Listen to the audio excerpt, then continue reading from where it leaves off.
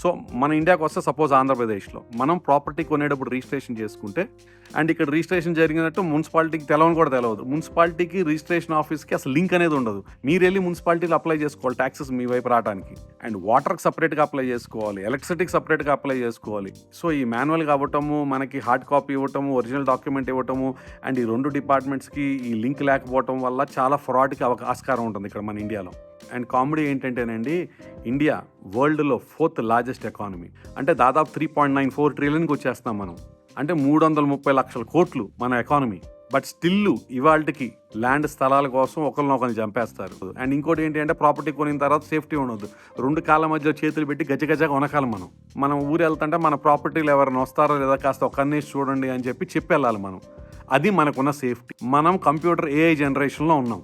మనకేంటంటే గవర్నమెంట్ ఏ రెస్పాన్సిబిలిటీ ఇవ్వదు, కొనుక్కునేవాడిదే బాధ్యత. అది లిటిగేషన్లో ఉందా లేదో చూసుకోవటం.